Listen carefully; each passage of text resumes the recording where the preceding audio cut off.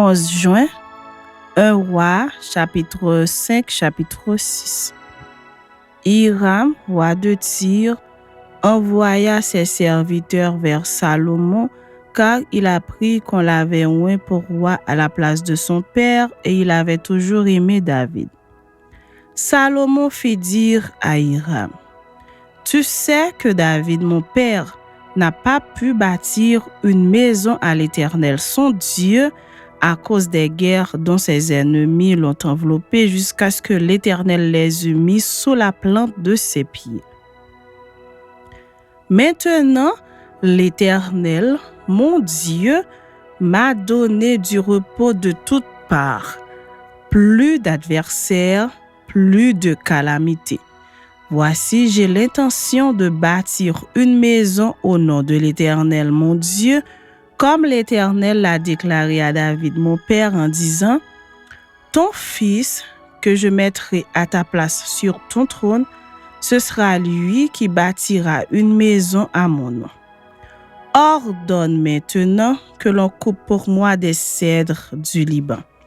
Mes serviteurs seront avec les tiens, et je te paierai le salaire de tes serviteurs tel que tu l'auras fixé. Car tu sais qu'il n'y a personne parmi nous qui s'entende à couper les bois comme les Sidoniens. » Lorsqu'il entendit les paroles de Salomon, Hiram eut une grande joie et il dit: « Béni soit aujourd'hui l'Éternel qui a donné à David un fils sage pour chef de ce grand peuple. » Et Hiram fit répondre à Salomon: « J'ai entendu ce que tu m'as envoyé dire. Je ferai tout ce qui te plaira au sujet des bois de cèdre et des bois de cyprès. Mes serviteurs les descendront du Liban à la mer et je les expédierai par mer en radeau jusqu'au lieu que tu m'indiqueras. Là, je les ferai délier et tu les prendras. Ce que je désire en retour, c'est que tu fournisses des vivres à ma maison. » Hiram donna à Salomon des bois de cèdre et des bois de cyprès autant qu'il en voulut. Et Salomon donna à Hiram 20 000 cordes de froment pour l'entretien de sa maison et 20 cordes d'huile d'olive concassée. C'est ce que Salomon donna chaque année à Hiram. L'Éternel donna de la sagesse à Salomon, comme il le lui avait promis, et il y eut paix entre Hiram et Salomon, et ils firent alliance ensemble. Le roi Salomon leva sur tout Israël des hommes de corvée. Ils étaient au nombre de 30 000. Il les envoya au Liban, 10 000 par mois alternativement. Ils étaient 1 mois au Liban et 2 mois chez eux. Adoniram était préposé sur les hommes de corvée. Salomon avait encore 70 000 hommes qui portaient les fardeaux et 80 000 qui taillaient les pierres dans la montagne, sans compter les chefs au nombre de 3 300, préposés par Salomon sur les travaux et chargés de surveiller les ouvriers. Le roi ordonna d'extraire 2 grandes et magnifiques pierres de taille pour les fondements de la maison. Les ouvriers de Salomon, ceux d'Hiram et les Ghibliens, les taillèrent et ils préparèrent les bois et les pierres pour bâtir la maison. Chapitre 6. Ce fut la 480e année après la sortie des enfants d'Israël du pays d'Égypte que Salomon bâtit la maison à l'Éternel, la 4e année de son règne sur Israël, au mois de Ziv, qui est le second mois. La maison que le roi Salomon bâtit à l'Éternel avait 60 coudées de longueur, 20 de largeur et 30 de hauteur. Le portique devant le temple de la maison avait 20 coudées de longueur, répondant à la largeur de la maison, et 10 coudées de profondeur sur la face de la maison. Le roi fit à la maison des fenêtres solidement grillées. Il bâtit contre le mur de la maison des étages circulaires qui entouraient les murs de la maison le temple et le sanctuaire, et il fit des chambres latérales tout autour. L'étage inférieur était large de 5 coudées, celui du milieu de 6 coudées et le troisième de 7 coudées. Car il ménagea des retraites à la maison tout autour en dehors, afin que la charpente n'entrât pas dans les murs de la maison. Lorsqu'on bâtit la maison, on se servit de pierres toutes taillées, et ni marteau, ni hache, ni aucun instrument de fer ne furent entendus dans la maison pendant qu'on la construisait.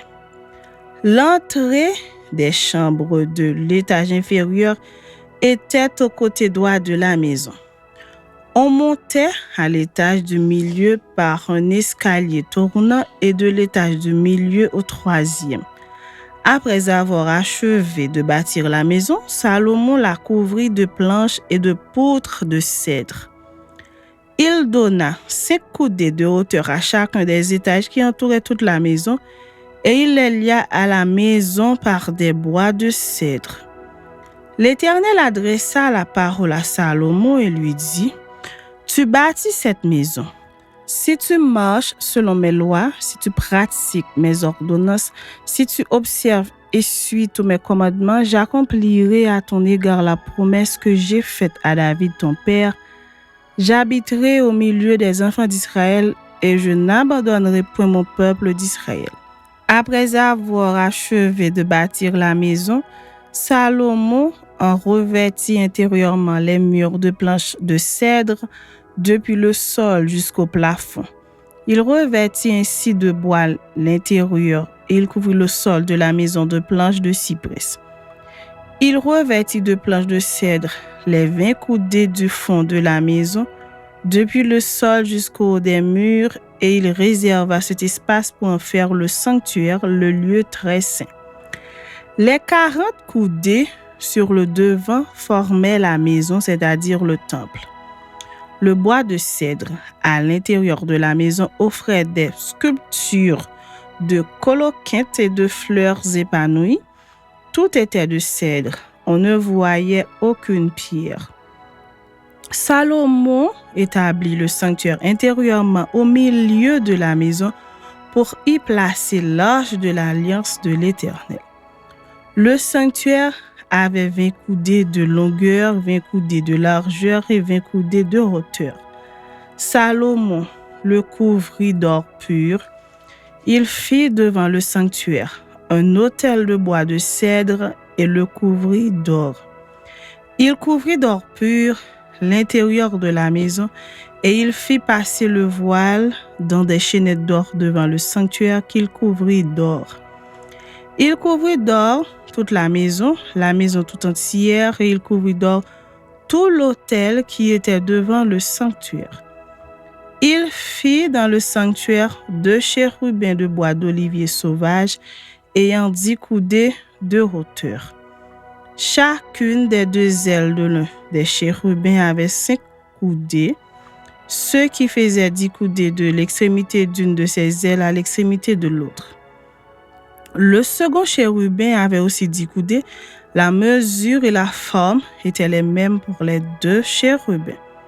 La hauteur de chacun des 2 chérubins était de 10 coudées. Salomon plaça les chérubins au milieu de la maison dans l'intérieur. Leurs ailes étaient déployées. L'aile du premier touchait à l'un des murs et l'aile du second touchait à l'autre mur. Et leurs autres ailes se rencontraient par l'extrémité au milieu de la maison. Salomon couvrit d'or les chérubins. Il fit sculpter sur tout le pourtour des murs de la maison, à l'intérieur et à l'extérieur des chérubins, des palmes et des fleurs épanouies. Il couvrit d'or le sol de la maison, à l'intérieur et à l'extérieur. Il fit à l'entrée du sanctuaire une porte à 2 battants de bois d'olivier sauvage. L'encadrement avec les poteaux équivalait à 1/5 du mur. Les 2 battants étaient de bois d'olivier sauvage. Il y fit sculpter des chérubins, des palmes et des fleurs épanouies, et il les couvrit d'or. Il étendit aussi l'or sur les chérubins et sur les palmes.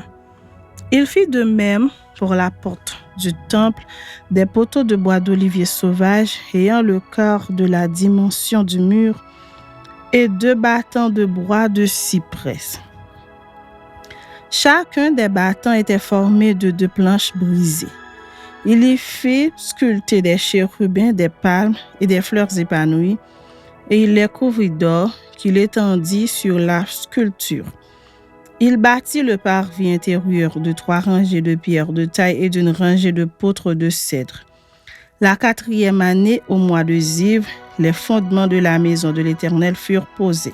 Et la 11e année, au mois de Bul, qui est le 8e mois, la maison fut achevée dans toutes ses parties et telle qu'elle devait être. Salomon la construisit dans l'espace de 7 ans. 2 Chroniques, chapitre 2, chapitre 3. Salomon ordonna que l'on bâtît une maison au nom de l'Éternel et une maison royale pour lui. Salomon compta 70 000 hommes pour porter les fardeaux, 80 000 pour tailler les pierres dans la montagne et 3 600 pour les surveiller. Salomon envoya dire à Huram, roi de Tyr, « Fais pour moi comme tu as fait pour David mon père, à qui tu as envoyé des cèdres afin qu'il se bâtisse une maison d'habitation. Voici, j'élève une maison au nom de l'Éternel mon Dieu pour la lui consacrer, pour brûler devant lui le parfum odoriférant, pour présenter continuellement les pains de proposition et pour offrir les holocaustes du matin et du soir, des sabbats, des nouvelles lunes et des fêtes de l'Éternel, notre Dieu, suivant une loi perpétuelle pour Israël. La maison que je vais bâtir doit être grande, car notre Dieu est plus grand que tous les dieux. Mais qui a le pouvoir de lui bâtir une maison puisque les cieux et les cieux des cieux ne peuvent le contenir? Et qui suis-je pour lui bâtir une maison si ce n'est pour faire brûler des parfums devant lui? Envoie-moi donc un homme habile pour les ouvrages en or, en argent, en airain et en fer, en étoffe teinte en pourpre, en cramoisi et en bleu, et connaissant la sculpture, afin qu'il travaille avec les hommes habiles qui sont auprès de moi en Juda et à Jérusalem et que David mon père a choisi. Envoie-moi aussi du Liban des bois de cèdre, de cyprès et de santal, car je sais que tes serviteurs s'entendent à couper les bois du Liban. Voici mes serviteurs seront avec les tiens. Que l'on me prépare du bois en abondance, car la maison que je vais bâtir sera grande et magnifique. Je donnerai à tes serviteurs qui couperont, qui abattront les bois, 20 000 corses de froment foulées, 20 000 corses d'orge, 20 000 battes de vin et 20 000 battes d'huile. Huram roi de Tyr répondit dans une lettre qu'il envoya à Salomon. C'est parce que l'Éternel aime son peuple qu'il t'a établi roi sur eux. Huram dit encore, béni soit l'Éternel, le Dieu d'Israël qui a fait les cieux et la terre, de ce qu'il a donné au roi David un fils sage, prudent et intelligent, qui va bâtir une maison à l'Éternel et une maison royale pour lui. Je t'envoie donc un homme habile et intelligent, Huram-Abi, fils d'une femme d'entre les filles de Dan et d'un père tyrien. Il est habile pour les ouvrages en or, en argent, en airain et en fer, en pierre et en bois, en étoffe teinte en pourpre et en bleu, en étoffe de byssus et de carmin, et pour toute espèce de sculpture et d'objets d'art qu'on lui donne à exécuter. Il travaillera avec tes hommes habiles et avec les hommes habiles de mon Seigneur David ton père. Maintenant que mon Seigneur envoie à ses serviteurs le froment, l'orge, l'huile et le vin dont il a parlé. Et nous couperons des bois du Liban autant que tu en auras besoin. Nous te les expédierons par mer en radeau jusqu'à Jaffo et tu les feras monter à Jérusalem. Salomon compta tous les étrangers qui étaient dans le pays d'Israël et dont le dénombrement avait été fait par David son père. On en trouva 153 600 et il en prit 70 000 pour porter les fardeaux, 80 000 pour tailler les pierres dans la montagne et 3 600 pour surveiller et faire travailler le peuple. Chapitre 3. Salomon commença à bâtir la maison de l'Éternel à Jérusalem sur la montagne de Morija qui avait été indiquée à David son père dans le lieu préparé par David sur l'aire d'Ornan le Jébusien. Il commença à bâtir le second jour du second mois de la 4e année de son règne. Voici sur quel fondement Salomon bâtit la maison de Dieu. La longueur en coudées de l'ancienne mesure était de 60 coudées et la largeur de 20 coudées. Le portique sur le devant avait 20 coudées de longueur, répondant à la largeur de la maison et 120 de hauteur. Salomon le couvrit intérieurement d'or pur. Il revêtit de bois de cyprès la grande maison, la couvrit d'or pur et y fit sculpter des palmes et des chênettes. Il couvrit la maison de pierres précieuses comme ornement, et l'or était de l'or de Parvaïm. Il couvrit d'or la maison, les poutres, les seuils, les parois et les battants des portes, et il fit sculpter des chérubins sur les parois. Il fit la maison du lieu très saint. Elle avait 20 coudées de longueur répondant à la largeur de la maison et 20 coudées de largeur. Il la couvrit d'or pur pour une valeur de 600 talents. Et le poids de l'or pour les clous montait à 50 cycles. Il couvrit aussi d'or les chambres hautes. Il fit dans la maison du lieu très saint de chérubins sculptés et on les couvrit d'or. Les ailes des chérubins avaient 20 coudées de longueur.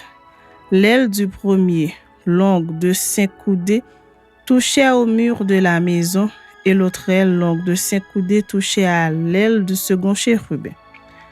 L'aile du second chérubin, longue de 5 coudées, touchait au mur de la maison et l'autre aile, longue de 5 coudées, joignait l'aile du premier chérubin. Les ailes de ces chérubins déployés avaient 20 coudées. Ils étaient debout sur leurs pieds, la face tournée vers la maison. Il vit le voile bleu, pourpre et cramoisi et de byssus, et il y représenta des chérubins. Il fit devant la maison 2 colonnes de 35 coudées de hauteur avec un chapiteau de 5 coudées sur leur sommet. Il fit des chaînettes comme celles qui étaient dans le sanctuaire et les plaça sur le sommet des colonnes, et il fit 100 grenades qu'il mit dans les chaînettes. Il dressa les colonnes sur le devant du temple, l'une à droite et l'autre à gauche. Il nomma celle de droite Jachin et celle de gauche Boaz.